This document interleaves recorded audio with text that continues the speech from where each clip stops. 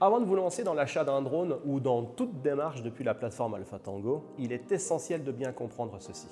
Il existe deux types de kits C5, avec des rôles et exigences réglementaires différents. Les identifier clairement vous évitera toute erreur lors de la déclaration ou de l'équipement de votre drone.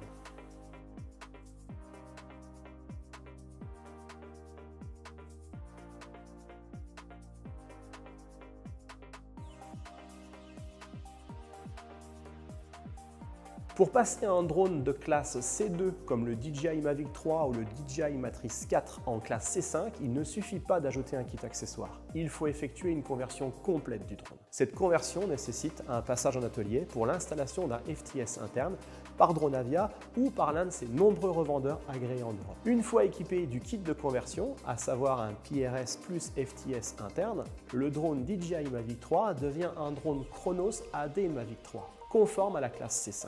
Contrairement à un simple kit accessoire, Dronavia a validé l'ensemble du système drone plus PRS plus FTS selon les exigences C5.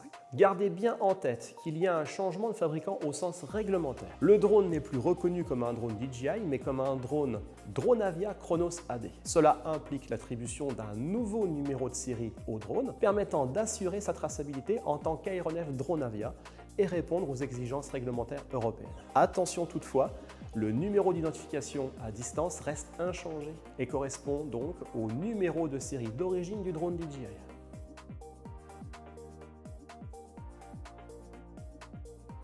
Un kit accessoire C5 permet d'équiper un drone de classe C3, conçu pour recevoir ce type de dispositif comme le DJI Matrice 350 ou Inspire 3, sans modification structurelle ni passage en atelier. Il comprend les éléments de sécurité exigés par la classe C5, notamment un PRS connecté généralement via un port USB-C, ainsi qu'un FTS externe. Une fois installé, le drone reste un drone DJI d'origine, sans changement de fabricant au sens réglementaire. Il peut donc être déclaré en classe C5 dans AlphaTango en modifiant simplement ses caractéristiques dans la fiche aéronef. Retour en C3 possible, il suffit de démonter le PRS et de déconnecter le FTS. Le drone retrouve alors sa configuration initiale, aucune intervention d'atelier n'est requise. Précision importante, la garantie DJI est bel et bien préservée. Pour cela, il est également nécessaire de retirer l'intégralité du kit avant un passage en SAV DJI.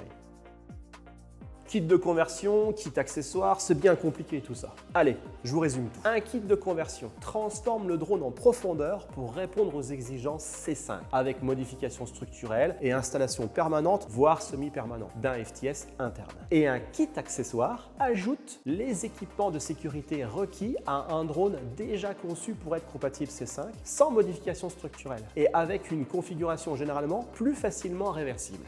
C'est plus simple comme ça, non ?